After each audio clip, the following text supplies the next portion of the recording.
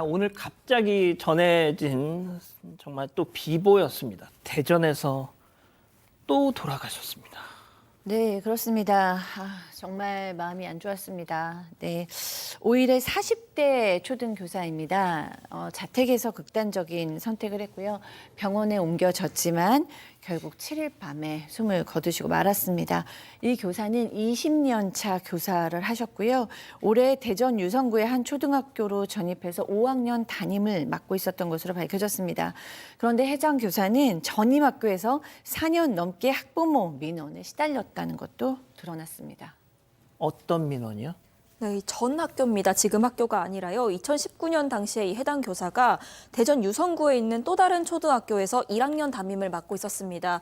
그런데 이 교실에 좀 수업 태도가 불량하다거나 다른 학생들 괴롭히는 이 교사를 좀 힘들게 하는 학생이 4명 있었다고 합니다. 수업 중에 소리를 지르기도 하고 급식실에서 드러눕기도 해서 이런 학생들의 행동을 제지하기도 하고 지적하기도 했습니다. 그런데 그러다가 그해 2019년 11월에 이 4명 중 1명이 다른 어떤 친구의 뺨을 때리는 일이 발생을 했습니다. 교사가 혼을 냈는데도 반성의 기미가 없어서 교장한테 지도를 좀 받아야겠다 이렇게 요청을 하고 교장실로 보냈습니다. 그런데 이 해당 학생의 학부모가 학교에 찾아와서 우리 아이에게 망신을 줬다 이런 이유를 들어서 교사에게 여러 차례 사과를 요구했습니다. 뭐 일설에 따르면 또 어떤 보도에서는 내 앞에서 무릎 꿇어 뭐 이런 얘기까지 했었다는 그런 얘기도 나오는데요. 이 제보자분 저희한테 이제 관련해서 많은 분들이 제보를 주고 계시는데 제가 그 제보자분의 워딩을 잠깐만 그대로 옮겨드릴게요. 얼마나 악질이었으면 20년 경력의 베테랑 교사가 두 아이를 놔두고 자기 두 아이를 놔두고 극단 선택을 했겠느냐라고 하셨어요. 자, 결국 또 아동학대로 그렇죠. 고소를 했다는 거예요. 패턴은 비슷합니다. 아동학대죄, 아동의 어떤 생활, 발달 과정에 장애를 줄 때 성립하는 범죄인데 아동학대죄로 고소를 지금 얘기입니다. 학생이 가해 학생이 친구를 때리니까 다른 사람 보는 데서 아마 혼을 좀 냈던 것 같아요. 혼을 내면서 나중에 가해 학생을 교장실에 이제 보내면서 교장실에 보내고 다른 아이들 지도하기 위해서 혼자 두고 갔던 부분, 이 두 가지를 학대한 거 아니냐라고 해서 그 가해 학생의 부모가 학대죄로 교사를 고소를 했고요. 2020년 그게 6월인데요. 2020년 10월 달에 이 아동학대죄 무혐의 처분 결정을 받았습니다. 자, 들으셨죠? 무혐의입니다. 무혐의. 체크포인트 짚어보죠. 이게 다 선생님 때문 무혐의였어요. 자, 해당 학부모와 학생들 그 교사랑 마주치기 싫다면서 돌아가신 그 교사분이 학교를 떠날 때까지 4년 동안 계속 민원을 넣었다니. 잊을만 하면 계속 민원. 자, 관련해서 진짜 이건 언제까지 이런 얘기를 전해드려야 될지 모르겠는데 교사 노조 관련자분의 얘기 좀 잠깐 들어보시죠. 19년에 담임으로 맡고 있었던 아이들의 학부모님들께서 이제 계속적인 민원이 있었고, 이게 2020년에 아동학대 고소하시고 2020년 똑같아 무혐의 처분을 받으셨는데도 불구하고 그 다음에는 이제 학생들이 2학년, 3학년, 4학년 올라가면서 담임을 맡지 않았는데도 계속 민원을 제기하셨어요. 이 선생님에 대해서. 학교와 교육청에. 아이들이 뭔가 문제가 생겼을 때 다 1학년 때 선생님의 잘못 지도했기 때문이다. 학교, 교육청 민원을 제기하셨어요. 담임을 못 맡으셨어요. 하도 저렇게 하니까. 그래서 남은 기간 동안 내내 교과 담임을 했는데 문제는 이 가해 학생 학부모들과도 계속 마주치면서 계속 민원이 왔다는. 자, 그 중에 저도 이제 이 내용을 듣고 깜짝 놀랐어요. 기막힌 내용이 있었습니다. 들어보시죠. 취업 수업을 듣고 경제가 나오는 필기시험인가 원래 이제 쳤는데 그 점수가 노력을 위한 좀 이렇게 저점이 나왔겠죠. 그래서 그 부모가 우리 애를 그애 누나라고 지금 뭐라고 하냐면 복수나 보복을 하기 위해 점수를 이렇게 줬다면서 또 민원을 제기를 한 거예요. 그래서 교육청에서 와서 다행히도 필기시험이니까 답안지가 있어서 답안지를 봤더니 107을 냈다라는 걸 확인을 하고 갔다고 해요. 그런 상황인데 그걸 갖다가 그냥 계속 민원 학교와 교육청에 민원을 넣어가지고 또 그렇게 힘들게 하는 거예요. 자, 저희가 제보 하나를 받았는데요. 그 사진 좀 띄워주시죠. 예, 정말 이게 믿어지지가 않을 정도였는데요. 보여주시죠. 자, 19년도 아동학대 사건이 엄청났다네. 같은 동네 산이 지나다 만나면 교사한테 야, 너 이리 와봐 하기도 하고 그러니까 같은 동네를 살아서 오다 가다 보셨다는데 그때마다 계속 저렇게 시비를 걸었다는 거예요.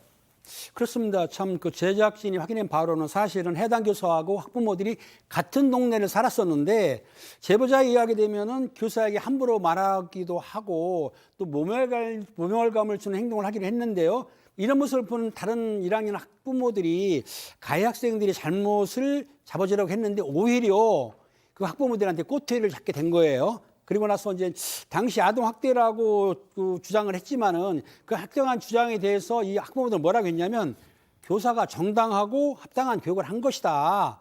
그렇게 이제 탄원서를 냈는데 이 탄원서는 그 아동 학대로 신고한 4명의 학부모를 빼놓고 나머지 학부모들이 탄원서를 올렸던 것이죠. 한 동네 살면서 오다 가다 만나면 차라리 그냥 모른 척을 하지. 야, 너 이리 와봐 하면서 민원을 계속. 아니, 그러면 어떻게 하라고요 도대체. 예? 이 학부모님들과도 저희가 연락이 닿았는데요. 그 얘기도 직접 들어보시죠. 나중에 무혐의가 났지만 딱 그런 일이 일어나면 담임에서 배제되시잖아요. 그게 약간 어떻게 보면은 피해 혐의가 확정된 것도 아닌데 이거는 무슨 뭐 유죄 있는 겁니까? 그리고 아동학대 이런 것도 학교에서 전혀 보호를 안 해준다는 걸 저는 그냥 그 사건으로 느꼈거든요. 대체 학교에서 그럼 선생님이 뭘 믿고 아이들을 정당하게 지도를 하시냐. 얘기하시고 하시는 게 아동학대를 신고 걸리면 바로 물러나야 되고 그리고 계속 기다려야 되고 그렇게 하시다가 저는 선생님 굉장히 대쪽 같으신 분이고 자존심이 강하신 분이라서 이 상황을 모면하려고 했으면 다른 학교 가실 수도 있을 것 같아요. 어떻게 온전한 정신으로 살 수 있겠어요, 저라면. 네, 이 일 이후에 실제로도 오랜 시간 동안 정신과 치료를 받았던 것으로 알려지고 있습니다. 또 동료 교사들에 따르면요, 이 숨진 교사가 최근에 그 서희초 숨진 교사 사건을 접하면서 당시 기억이 다시 떠올라서 상당히 괴로워했다고 합니다. 실제로 이 서희초 교사의 죽음을 본인 일처럼 받아들였던 것 같습니다. 진상규명, 교권 회복 주장하면서 매주 토요일에 서울에서 주말 추모 집회가 열렸는데 여기를 매주 서울까지 왔다 갔다 하면서 참석을 했다고 하고요. 49제 때도 자리를 함께하기도 했습니다. 자, 조금 전에 무슨 속보가 하나 좀 들어왔죠? 네. 그런데 이 해당 학부모들이 그 지역에서 운영하고 있는 사업장이 벌써부터 그 지역 커뮤니티를 통해서 알려지고 있습니다. 그러면서 이 가게 2곳에 대해서는 별점 테러까지 이어지고 있는 상황이고요. 같은 주민이라는 게 부끄럽다, 괴롭힌 만큼 돌려받는다, 이런 어떤 비난성 리뷰도 실시간으로 늘어나고 있는 상황입니다. 당장 지금 저희 채팅창에서도 방금 이자연 기자가 소개한 그런 말씀을 다 하고 계세요. 그 학부모들 신상이 털린 겁니다, 지금. 예? 자, 제가 이 교권 추락 사태 이후에 저희가 극단적인 선택을 하신 교사 분들의 그걸 제가 한번 정리를 해볼게요. 2021년 의정부 초등학교 교사 2분, 2023년 7월 서희초 교사 1분, 8월에 양천구 교사 1분, 8월 군산초등학교 교사 1분, 9월 달에 용인고교 교사 1분, 그리고 대전, 그리고 또 오늘 오후에 어제 오전이었습니다. 30대 충북 청주에서 초등학교 선생님이 또 돌아가셨어요. 와, 그래서 제보를 해주신 선생님이 뭐라고 하시냐면 제발 저희 좀 살려주세요. 지금 전국의 선생님들이 집단 우울증에 지금 빠지고 있습니다. 지금 그러고 있어요. 자, 소장님. 네. 저희도 이 보도를 이거 전해드리기도 뭐하고 참 안 전해드릴 수도 없고 이게 어떻게 보면 약간 전염된다는 느낌도 들어요. 네, 그렇습니다. 네, 일종의 넓은 의미에서 베르테르 효과라고 얘기할 정도로 누군가의 죽음이 있을 때 그거에 영향을 받는 거죠. 자격을 받는 것인데 갑자기 일어나는 일이 아니라 마음에서 이미 상처가 골마져 있고 그다음에 이제 그 좌절과 분노나 자괴감 이런 것들이 커져 있는 상태에서 서희초 교사의 죽음이 굉장히 큰 트리거가 됐고 저희 어렸을 때는 너무나 선생님들을 존경하고 선생님들이 뭐 교장실에 가라 그러면 가야 되는 거죠. 이렇게 혼났는데 맨 처음에는 믿어지지 않다가 어련하면 저렇게 30만 교사들께서 한마음 한뜻으로 울부짖을까라는 생각이 들어서 정말 들을수록 마음이 안 좋습니다. 그래도 좀 이겨내 주셨으면 좋겠습니다. 이제 더 이상은 일단 첫 번째 사건 정리하고요. 가족 여러분, 잊지 마시고 구독과 좋아요, 알림 설정 여기.